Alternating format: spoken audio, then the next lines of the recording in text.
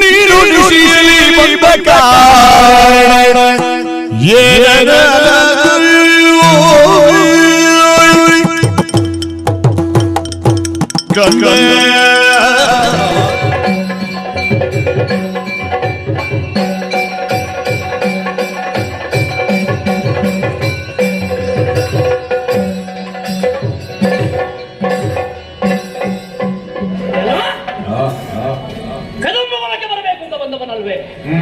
ದಾರಿ ತಪ್ಪಿದ ಹಾಗೆ ಕದಂಬವನದಲ್ಲಿ ಕತ್ತಲೆ ಆವರಿಸಬೇಕಿತ್ತಲ್ಲ. ಇಲ್ಲಿ ನೋಡಿದ್ರೆ ಕೋಟಿ ಸೂರ್ಯರ ಪ್ರಭೆ, ಪರಸ್ಪರ ಕಚ್ಚಾಡಬೇಕಾದಂತಹ ಪ್ರಾಣಿಗಳು ಎಲ್ಲವೂ ಸಹೋದರಿಯ ಭಾವದಲ್ಲಿ. ಒಂದು ಆನೆ, ಒಂದು ಸಿಂಹ ಸರಸವಾಡುತ್ತಿದೆ, ಒಂದು ಹುಲಿ, ಒಂದು ಹುಲ್ಲೆಯ ಬೆನ್ನನ್ನು ಹುಲಿಯೊಂದು ನೇವರಿಸುತ್ತಿದೆ, ಹಾವಿನ ಹೆಡೆಯ ಕೆಳಗೆ ಮಂಡೂಕೆ ಪಡೆಯುತ್ತಿದೆ. ಇಲ್ಲಿರುವ ಆನೆ ಅಲ್ಲ, ಸಿಂಹ ಬಾರ್ಗರೆಯುವುದಿಲ್ಲ. ಎಲ್ಲವೂ ಸಹೋದರಿಯ ಭಾವದಲ್ಲಿ ಇರುವುದಾದರೂ ಯಾಕೆ? ಅರ್ಥವಾಯಿತು. ಮನುಷ್ಯರಿಗೆ ಜಗಳಾಡುವುದಕ್ಕೆ ವಿಷಯ ಬೇಕು ಅಂತ ಇಲ್ಲ, ಒಂದು ಸಣ್ಣ ವಿಷಯ ಸಾಕಿದ್ರೆ ಸಾಕು. ಆ ಜಾತಿ ಈ ಜಾತಿ, ಆ ಧರ್ಮ ಈ ಧರ್ಮ. ಪ್ರಾಣಿಗಳು ಕಚ್ಚಾಡುವುದು ಯಾಕೆ? ಹಸಿವೆ ಆದಾಗ ಮಾತ್ರ. ಅವುಗಳ ಹಸಿವೆ ಮುಗಿದ್ರೆ ಮತ್ತೆ ಕಚ್ಚಾಟ ಇಲ್ಲ. ಹಾಗಿದ್ರೆ ಈ ಪ್ರಾಣಿಗಳಿಗೆ ಹಸಿವೆಯನ್ನು ಕೊಟ್ಟವರು ಯಾರು? ಗೊತ್ತಾಯಿತು. ಇದು ದೇವಿ ಮಹಾತ್ಮೆ. ಸರ್ವರಿಗೂ ಅಮೃತಾನವನ್ನು ಕೊಡುವಂತ ಅಮೃತಾನಂದಮಯ್ಯಾದಂತಹ ದೇವಿ ಒಂದು ನೆಲೆಯಾಗಿ ಪ್ರಾಣಿಗಳಿಗೆ ಬೇಕಾದಂತಹ ಹಸಿವಿಗೆ ಬೇಕಾದನ್ನು ಕೊಟ್ಟಿದ್ದಾಳೆ. ಹಾಗಾಗಿ ಶಾಂತ ಭಾವ. ಮತ್ತೆ ದೇವಿ ಬಂದು ಹಾಡುವುದಕ್ಕೆ ಹೊರಟ್ರೆ ಅದು ದೇವಿ ಪುರವೇ ಆಗುವುದಲ್ಲ. ಬಂದ ಜಾಗ ಸರಿ ಇದೆ. ಸುಗ್ರೀವ ನೋಡಿದಂತಹ ದೇವಿಯನ್ನು ಕಾಣಬೇಕಲ್ಲ. ಕೇಳುತ್ತಿದೆ ವೀಣಾವಾದನ, ಆಲಿಸುತ್ತಾ ಮುಂದುವರಿ.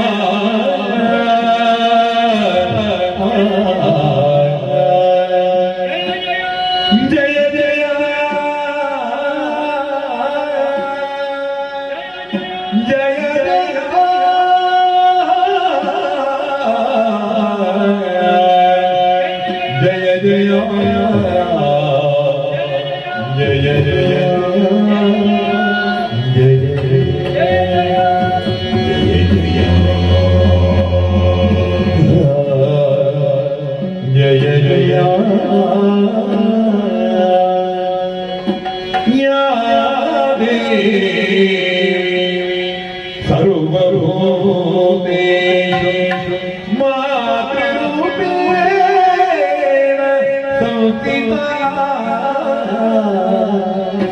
ನಮಸ್ತೇ ನಮಸ್ತೇ ನಮಸ್ತೇ ನಮೋ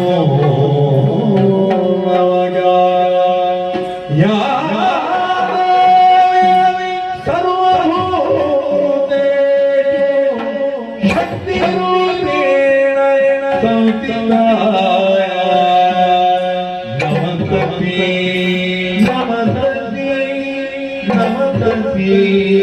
ನಮೋ ನಮಃ ಜಯ ಜಯ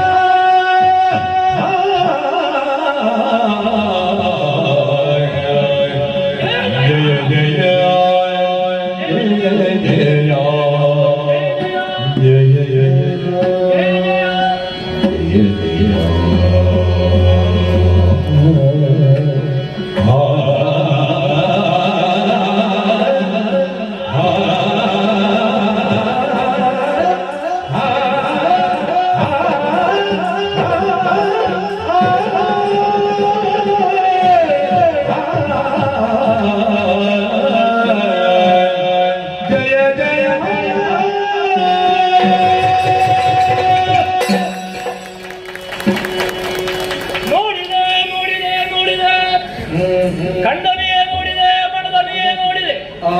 ಶುಂಭನಿಗೆ ನಾನು ನುಡಿಯಾದೆ. ಗದರಿಸಿಯೋ ಬೆದರಿಸಿಯೋ ಶುಂಭನನ್ನು ಕಳುಹಿಸಿಕೊಡದೇ ಇತ್ತಿದ್ರೆ ಇಂತಹ ದಿವ್ಯ ದರ್ಶನ ಭವ್ಯ ಲೋಕದಲ್ಲಿ ಮೃಣ್ಮಯನಾದ ರಕ್ತ ಬೀಜನಿಗೆ ಕಾಣುವುದಕ್ಕೆ ಸಾಧ್ಯವಾಗುತ್ತೆ. ಉಯ್ಯಾಲೆಯನ್ನಾಡುತ್ತಾ ಗಾಢ ಗರ್ಭದಲ್ಲಿ ಕುಳಿತ ಶಿವೆಯನ್ನು ಕಂಡಾಗ ಕೈಯಲ್ಲಿದ್ದ ಕರವಾಳ ಕೆಳಜಾರಿದ್ದು ಕೈಗಳು ಜೋಡಿಸಲ್ಪಟ್ಟೆವು. ಬಾಯಲ್ಲಿ ಜಯ ಜಯ ಅನ್ನುವಂತಹ ಮುದುಕಾರ ಪಾದಕಾರ್ತನಾಗಿ ಎದ್ದು ಇವಳ ಮುಖವನ್ನು ನೋಡಿದರೆ ಒಮ್ಮೆ ಚಂದ್ರನ ತಪ್ಪು, ಮತ್ತೊಮ್ಮೆ ಸೂರ್ಯನ ಬಿಸುಪು. ಏನೇ ದ್ವಂದ್ವ, ಶರಣಾಗತರಾದವರಿಗೆ ತಪ್ಪನ್ನು ಕೊಡುವವಳು, ಮುಣಿದಿಂದವರನ್ನು ಸುಡುವವಳು ನಾನು ಎಂಬುದನ್ನು ತೋರಿಸಿಕೊಡ್ತಾ ಇದ್ದಾನೆ. ಅಪ್ಪ, ಚಿನ್ನದ ಉಯ್ಯಾಲೆ ಆಕಾಶದಿಂದಲೇ ಇಳಿ ಬಿಟ್ಟಿದೆ. ಯಾರು ಇವಳಿಗೆ ಉಯ್ಯಾಲೆಯನ್ನು ಕಟ್ಟಿಕೊಟ್ಟದ್ದು? ಆಲೋಚನೆ ಮಾಡುವುದಕ್ಕಿಲ್ಲ. ಭಾಗವತೋತ್ತಮರು ಹಾಡುವುದೇ ಹಾಗೆ. ಯಾದೇವಿ ಸರ್ವಭೂತೇಷು ಲಕ್ಷ್ಮೀ ರೂಪೇಣ ಸಂಸ್ಥಿತ, ಶಕ್ತಿ ರೂಪೇಣ ಸಂಸ್ಥಿತ, ವಿದ್ಯಾರೂಪೇಣ ಸಂಸ್ಥಿತ, ಜ್ಞಾನ ರೂಪೇಣ ಸಂಸ್ಥಿತ. ನಮಸ್ತಸ್ಸೈ ನಮಸ್ತಸ್ಸೈ ನಮಸ್ತಸ್ಸೈ ನಮೋ ನಮಃ. ಲಕ್ಷ್ಮಿಯಾಗಿ ನಮಗೆ ಸಂಪತ್ತನ್ನು ಕೊಡ್ತಾಳೆ, ಪಾರ್ವತಿಯಾಗಿ ಶಕ್ತಿಯನ್ನು ಕೊಡ್ತಾಳೆ, ಶಾರದೆಯಾಗಿ ವಿದ್ಯೆಯನ್ನು ಕೊಡ್ತಾಳೆ. ಎಲ್ಲವನ್ನು ಕೊಡುವಂತಹ ಇವಳಿಗೆ ನಾವು ಕೊಡಬೇಕು ಅಂತ ಇಲ್ಲ. ಕೇಳಿದ್ದೇನೆ ನಾನು. ಬ್ರಹ್ಮದೇವರ ತೇಜಸ್ಸಿನಿಂದ ಇವಳಿಗೆ ಉಭಯ ಕಾಲುಗಳಾಯಿತು, ಮಹಾವಿಷ್ಣುವಿನ ತೇಜಸ್ಸಿನಿಂದ ಉಭಯ ಭುಜಗಳಾಯಿತು, ಪರಮೇಶ್ವರನ ತೇಜಸ್ಸಿನಿಂದ ಇವಳಿಗೆ ಮುಖವಾದರೆ, ಅಗ್ನಿದೇವರ ತೇಜಸ್ಸಿನಿಂದ ಇವಳಿಗೆ 3 ಕಣ್ಣುಗಳಾಯಿತು. ಉಳಿದ ದೇವತೆಗಳ ತೇಜಸ್ಸಿನಿಂದ ಇವಳ ಅಂಗಾಂಗಗಳು ಹುಟ್ಟಿಕೊಂಡಿದ್ದಾದ್ರೆ ಬ್ರಹ್ಮಾಂಡ ದರ್ಶನ ರಕ್ತ ಬೀಜನಿಗೆ ಎಂಬುದರಲ್ಲಿ ಸಂದೇಹವೇ ಇಲ್ಲ. ಹಾಗಿದ್ರೆ ತಾಯಿಯೇ ಹೌದಂತಾದ್ರೆ ಇವಳ ಕೈಯಲ್ಲಿ ಆಯುಧ ಯಾಕೆ ಬೇಕು? ಮಕ್ಕಳು ತಪ್ಪಿದಾಗ ಮಕ್ಕಳನ್ನಾದರೂ ತಿದ್ದುವುದಕ್ಕೆ ತಾಯಿಯಾದವರು ಬಡಿಗೆ ಅಂತ ಕೊಡ್ತಾನೆ. ತಾಯಿಯ ಕೈಯಲ್ಲಿ ಬಡಿಗೆ ಉಂಟು ಅನ್ನುವ ಕಾರಣಕ್ಕೆ ತಾಯಿಯಲ್ಲಿ ತಾಯ್ತನ ಇಲ್ಲ ಅಂತ ಅರ್ಥ ಅಲ್ಲ. ರಕ್ಕಸರಾದಂತಹ ನಮ್ಮನ್ನು ಶಿಕ್ಷಿಸುವುದಕ್ಕೆ ಅಥವಾ ಶಿಕ್ಷಣವನ್ನು ಕೊಡುವುದಕ್ಕೂ ಇವಳು ಆಯುಧವನ್ನು ಹಿಡಿದು ನಿಂತಿದ್ದಾಳೆ.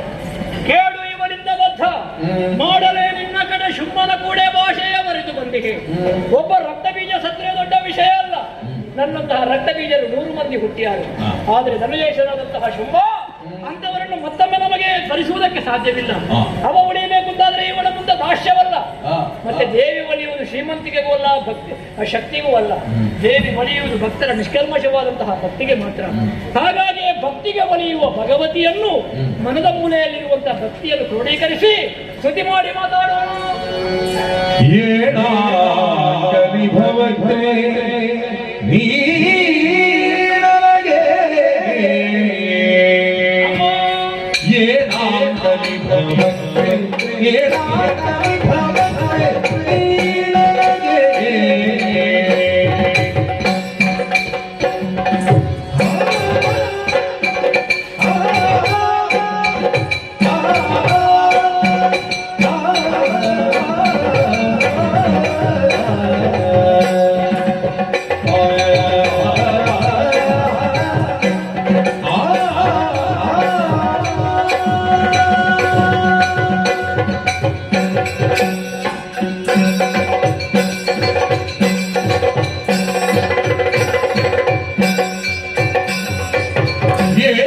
ಭವತೆ ಶ್ರೀರಾಮನಿ ಭವತೆ ಶ್ರೀರಗೆ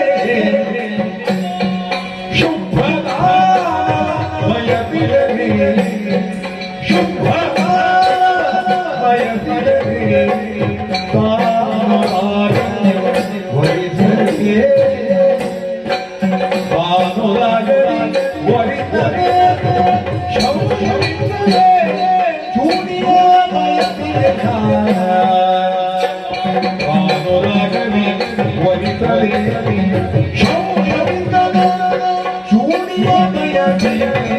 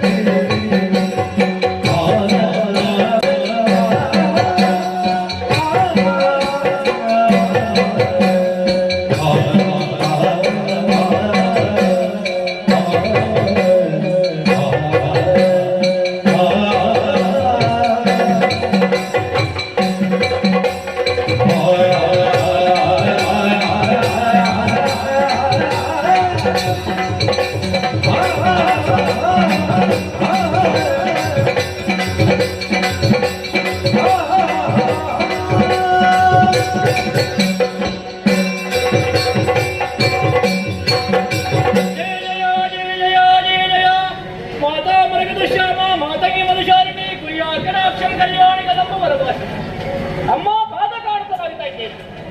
ಶುಂಭನ ಮಾತೆ ರಕ್ತಬೀಜ ಎಂಬ ಹಾಗೆ ನಾನೇ ಚನ್ನಮುಂಡರು ಏನೋ ಕಡಿಮೆ ವ್ಯಕ್ತವಾದಂತಹ ನಿನ್ನ ವಿಷಯವನ್ನು ಶುಂಭನನ್ನು ಹೇಳಿದಾಗ ಲೋಕದಲ್ಲಿರುವ ಸಕಲ ರಕ್ತವನ್ನು ಸ್ವಾಧೀನಪಡಿಸಿದ ಶುಂಭ ಸ್ತ್ರೀರತ್ನವಾದಂತಹ ನಿನ್ನನ್ನು ಪಡೆಯುವುದಕ್ಕೆ ಈ ಸಲ ದಾನವಾಗಿ ಬಯಸಿದ.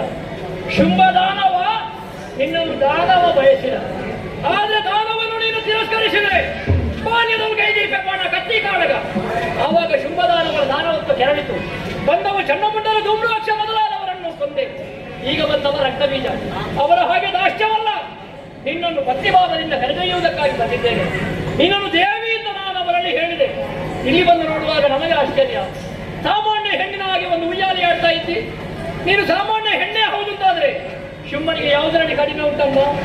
14 ಲೋಕದ ಒಡೆತನ, ದೇವತೆಗಳ ಜೊತೆಯಲ್ಲಿ ಹವಿರ್ ಭೋಜನ, ಸ್ವರ್ಗಲೋಕದಲ್ಲಿರುವಂತಹ ಸುವಸ್ತುಗಳು ಶುಂಭನ ಅಂಗಣದಲ್ಲಿ ಮಾತ್ರ ಅಲ್ಲ, ವರುಣ ದೇವನೇ ಬಾಡದೇ ಇರುವಂತಹ ಕಮಲ ಪುಷ್ಪವೇ ಸೇರಲ್ಪಟ್ಟಂತಹ ಒಂದು ಕಿಂಜಲ್ಕಿನ್ ಅನ್ನುವಂತಹ ಮಾಲೆಯನ್ನು ಕೊಟ್ಟಿದ್ದಾರೆ. ಕುಬೇರ ಮಹಾಪದ್ಮ ಅನ್ನುವಂತಹ ಭಂಡಾರವನ್ನೇ ಕೊಟ್ಟಿದ್ದಾರೆ. ಅಗ್ನಿದೇವ ಶೌಚಕ್ಕಾಗಿ 2 ಬಟ್ಟೆಯನ್ನು ಕೊಟ್ಟಿದ್ದಾರೆ. ಚಿನ್ನದ ಹಂತವುಳ್ಳಂತಹ ರಥವನ್ನು ಪ್ರಜಾಪತಿ ಕೊಟ್ಟಿದ್ದಾರೆ. ಮೃತ್ಯುದೇವತೆ ತನ್ನ ಆಯುಧವನ್ನೇ ಬಿಟ್ಟು ಕೊಟ್ಟಿದ್ದಾಳೆ. ಮೃತ್ಯುಗಾಪ ತೇಜವಾಯು ಆಕಾಶ ಅನ್ನುವಂತಹ ಪಂಚಭೂತಗಳನ್ನು ಪಂಚತತ್ವಗಳಿಂದ ಯಾವುದನ್ನು ಹೇಳ್ತೇವೆ? ಅಗ್ನಿತತ್ವ, ಜಲತತ್ವ, ಭೂಮಿ ತತ್ವ ಇದೆಲ್ಲವೂ ಶುಂಭನ ಸ್ವಾಧೀನವಾಗಿದೆ. ಆಕಾಶ ತತ್ವ ಅಂತ ನೀ ಸೇರಿದ್ರೆ ಪಂಚತತ್ವಗಳು ಶುಂಭನ ಸ್ವಾಧೀನ. ಹಾಗಾಗಿ ಹೊನ್ನಂದರವನ್ನು ತಂದಿದ್ದೇನೆ. ನಾನೇ ಹೆಗಲು ಕೊಡ್ತೇನೆ. ಶುಂಭನನ್ನು ವರಿಸುವುದಕ್ಕೆ ಇಳಿದುವಾ ಒಲಿದುವಾ ರವಿದುವಾ ರಕ್ತಬೀಜಾಸುರ, ಈ ಹಿಂದೆ ಬಂದವರಂತೆ ನೀನಲ್ಲ. ಅಲ್ಲ ಅಲ್ಲ, ಬಹಳ ವಿಭಿನ್ನವಾಗಿ ಕಾಣುತ್ತಾ ಇದ್ದಿ. ನನ್ನನ್ನು ಅರ್ಚಿಸಿದೆ, ಭಜಿಸಿದೆ, ಪೂಜಿಸಿದೆ, ಹಾಡಿದೆ, ಹೊಗಳಿದೆ, ಸಂತುಷ್ಟಳಾಗಿದ್ದೆ. ಧನ್ಯವಾದ ತಾನೆ. ರಕ್ತಬೀಜಾಸುರ, ನಿನ್ನ ಒಡೆಯನನ್ನು ಪ್ರಾರ್ಥನೆಯಿಂದಲೋ ಮೂಢರಿಂದಲೋ ಇಲ್ಲ ಭಾವ ಪ್ರಾರ್ಥನೆ. ಹೌದೇ? ಒಂದು ವೇಳೆ ಹಾಗಿದ್ದಾದ್ರೆ ಮಾಮರವನ್ನು ಅಪ್ಪಬೇಕಾದಂತಹ ಮಲ್ಲಿಗೆಯ ಬಳ್ಳಿಯನ್ನು ಹೊಂಗಾರದ ಮರವನ್ನು ಅಪ್ಪಿದರೆ ಏನು ಫಲ? ಯಾರು ಹೇಳಿದ್ದು ಹೊಂಗಾರ ಮರ ಅಂತ? ನಮ್ಮ ಒಡೆಯ ಬಣ್ಣದ ಶುಂಭ ಶ್ರೀಗಂಧದ ಮರ.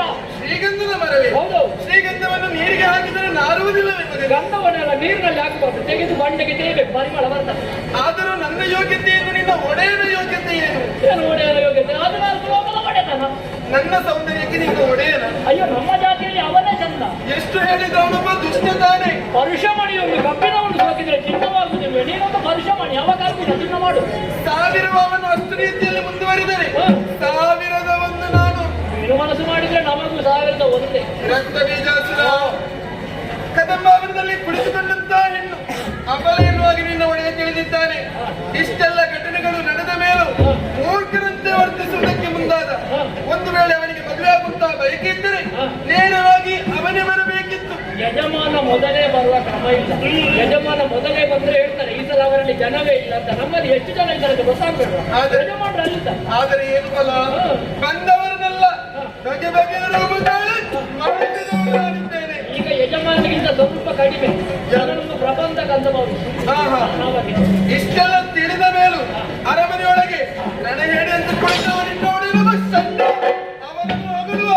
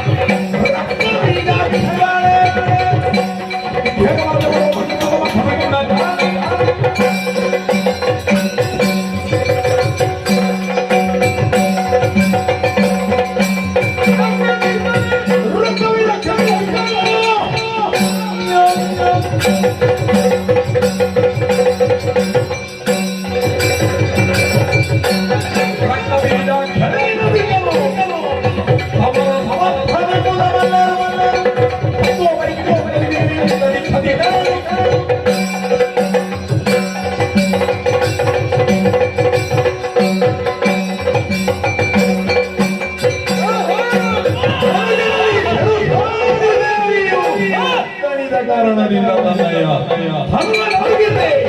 ಭಕ್ತ ಮಾತಿಗೇನು ಈತನೊಂದಿಗೆ ಹೋರಾಡುತ್ತಿದ್ದಂತೆ ತನವಿಗೆ ಆಯಾಸ. ಯುದ್ಧ ಮುಂದುವರಿಯಬೇಕು. ನನ್ನ ತನವನ್ನೇ ಆಲೋಚಿಸಿ ಮಾತ್ರ ಕೇಳುತ್ತೇನೆ.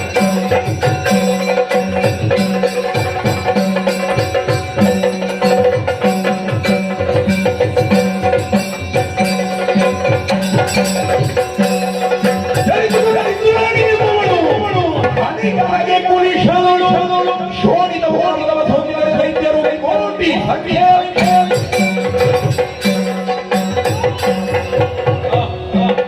ಸಪ್ತಮಾತೃಕೆಯನ್ನು ಹೋರಾಟ ಮಾಡುವಾಗ ಇಂದ್ರಾಣಿ ಹಣೆಗಾಡ್ತಿದ್ದಾರೆ.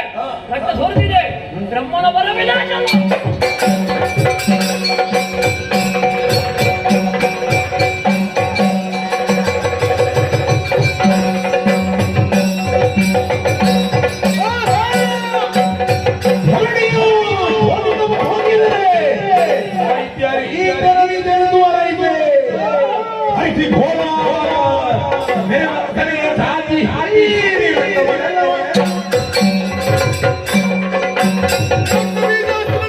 ತೋರುತ್ತಿರುತ್ತಾ ರಕ್ತದ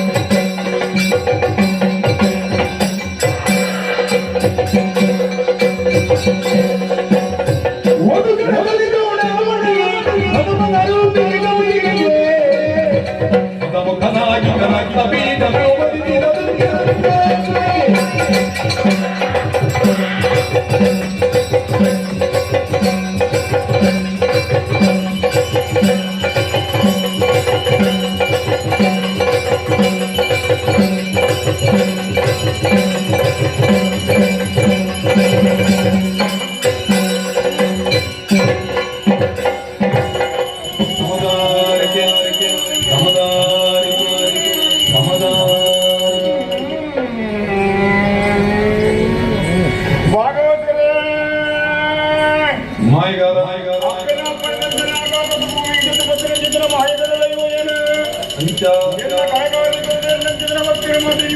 ಸ್ವಲ್ಪ ಭಯಭಕ್ತಿನ ಸೇವೆ ತಂದಾವೆ ಶ್ರೀದೇವಿ ಯಕ್ಷಗಾನ ಸೇವಾ ಸಮಿತಿಯ ಕಲತೆ ಭಾರಿ ಸಂತೋಷ ತಿರುಮತ್ತರ ಮಾಡಿಕೊಳ್ಳಾಗ್ತದೆ ನಿಖರದಂತೆ ನಂತರ ಭಕ್ತಿ ಸೇವೆನಕ್ಕೆ ಭಗವಂತನ ಸ್ವೀಕಾರ ಮಾಡುತ್ತೇವೆ ಅಪ್ಪನ ಮನಸ್ಸಿಗೆ ಸಂಪೂರ್ಣ ತೃಪ್ತಿಯಾದ ಭಕ್ತರೇ ಮಿತ್ರಗಳ ಇಂಜಿನಿಯರ್ಗಳ ಹೆಚ್ಚಿನ ಸೇವೆ ಸಂದರ್ಭ ಮತ್ತು ಅಲ್ಲೇ ಒಂದು ಸ್ವಲ್ಪ ಮತ್ತೊಂದು ಒಂದು ತಿಳಿದು ಬಿಡ್ತಾವೆ ಮಾತೃಗಳಿಗೆ ಭೂಮಿ ಫಲ ಸರ್ವ ಮಾಧ್ಯಮವನ್ನು ಕಾದುಕೊಂಡ್ರೆ ಹತ್ತೊಂದಿಗೆ ವ್ಯಾಪಾರ ವ್ಯವಹಾರಗಳು ಒಮ್ಮೆ ನಮ್ಮನ್ನು ಕಷ್ಟ ಒಮ್ಮೆ ತಾಪತ್ರಯವರನ್ನು ಲೆಕ್ಕ ಇದಕ್ಕೆ ಎಲ್ಲ ಗೊತ್ತು ಶತಕಾಲ ಸಾವಿರ ವರ್ಷ ಮುಟ್ಟನಿಗೆ ಪುಸ್ತಕ ಬೇರೆಯಾದಂತೇನು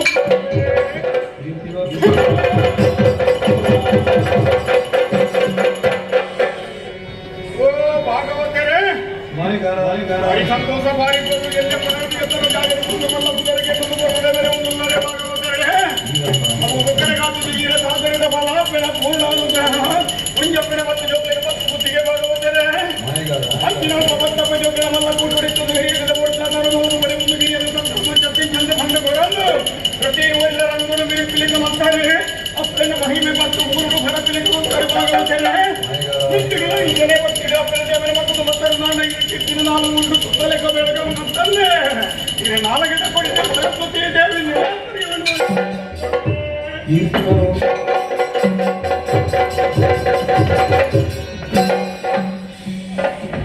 ಮೊದಲಿಗಾರ ಸೂರಾಜಾಚಾರ್ಯರೇ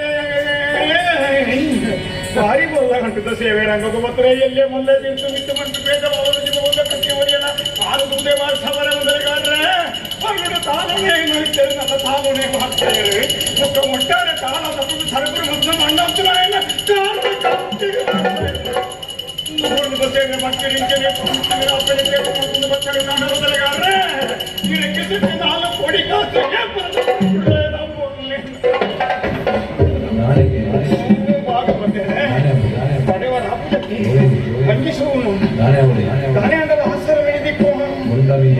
ಸತ್ಯಗಿತ್ತೆ ಬಂಡನೆ ಅವು ಮುಖ ಅಪ್ಪೆದವ ಮತ ತಿಕ್ಕೊಂಡೆ ಮೂಲು ತಿಕ್ಕುನೆಲ್ಲ ಮಧ್ಯರಾತ್ರಿಗೆ ಓಡಿ ಹೋಗೋಣ ಬರಾಯ್ತಾರೊಂದು ಬಂಡಾನ ಬರ್ತು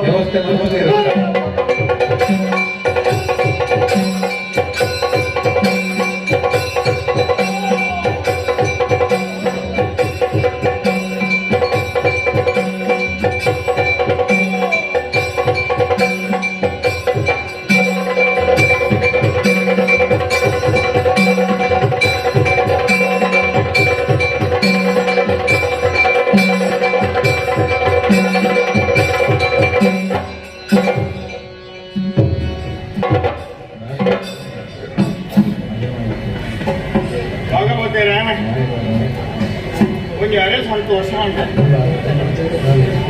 ఆయన ಬಂಜಿದ ಲೆಕ್ಕ ಭೋಜನ ಮಾತ್ರ ಲೆಕ್ಕ ಮಾತ್ರ ಉಳ್ಳಾಯ್ತು ದಾಳ ಆಯ್ತದ ಹೇಗೆ ಅಂದಾಜಾಗ್ತದೆ ನನಗೆ ಗಜಕ್ಕೆ ಗುಣತ್ತು ತೀರ್ಥ ಹಾಗಾಗತ್ತೆ ಮುದ್ದರಾಗಿದ್ದು ಗಾದೆಗೆ ನರಳಿ ತುಂಬದಾಗಲೇ ಮಾತ್ರ ಗೋಡಿಕೆ ಬರ್ತಾನೆ ಹಾಗೆ ಮುಟ್ಟದಾಗಲೇ ಎಂಟು ಮಾತ್ರ ಇಂಚಿನ ದೀಪನ ಇಂಟು ಮಗ ವೈದ್ಯ ಬತ್ತಾನದ ಹರಿಯಾಡೆ ಮಧ್ಯರಾತ್ರಿಗೆ ಬರ್ತದೆ ಈ ನಿಧಿ ದಿಪ್ಪನಾಗದೆ ನನ್ನ ಆಯ್ಕೆ ಬರ್ತದೆ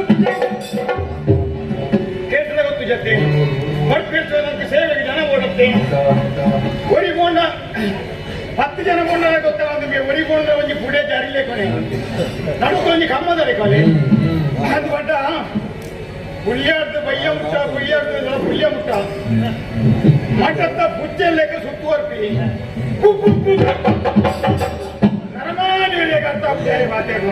ಏನು ಮಾಯಗಾರ ಕಂದಜ ಅಂಚಾನದ ಕಣಿ ಜನ ಬೋಡೆ ಪರಮ ಸಂತೋಷ ಭಾಗವತರೇ ಭಾರಿ ಮಲ್ಲ ಸಭೆ ಮುಹೂರ್ತ ರಾಜಿಗೆ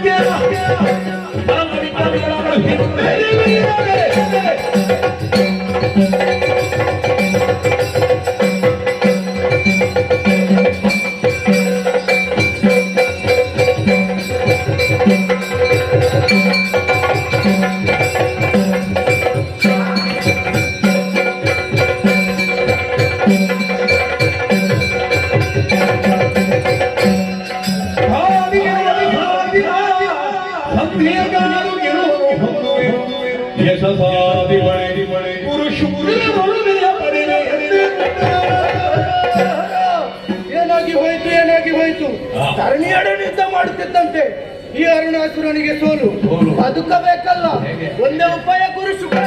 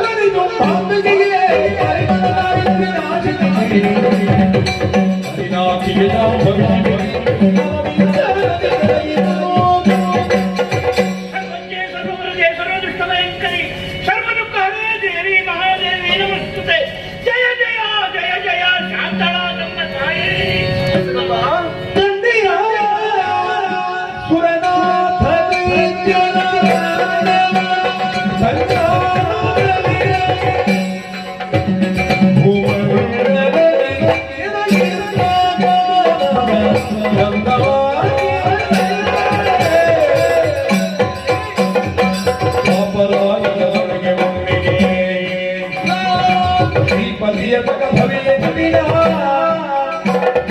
ರೂಪದೋಲು ಮನದು ವನ್ಯ ಬಯ್ಯ ಬಯ್ಯ ಕನ್ನೆಯ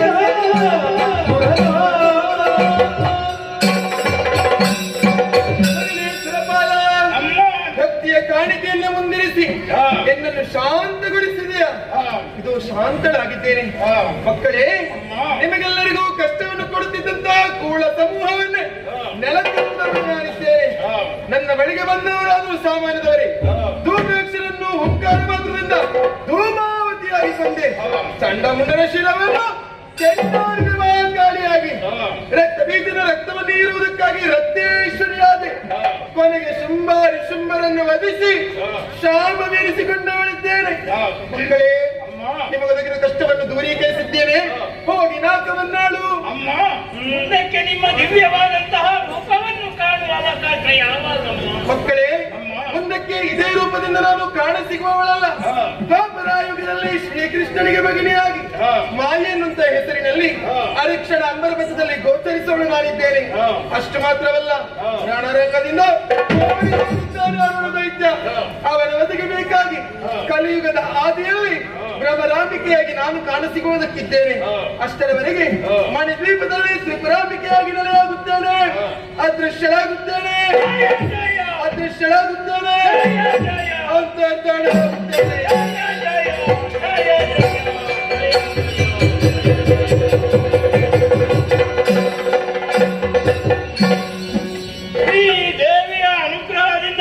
ನಮ್ಮ ಕಷ್ಟವೆಲ್ಲವೂ ದೂರವಾಗಿ ಸುರಲೋಕವೂ ನಮಗೆ ಸ್ಥಿರವಾಯಿತು.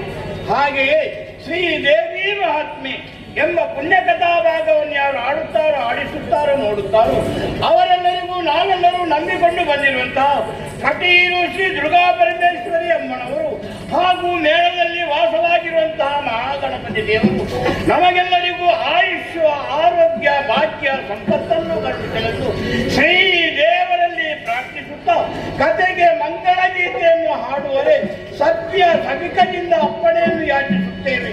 ಭದ್ರಂ ಶುಭಂ ಮಂಗಳಂ. ಶ್ರೀ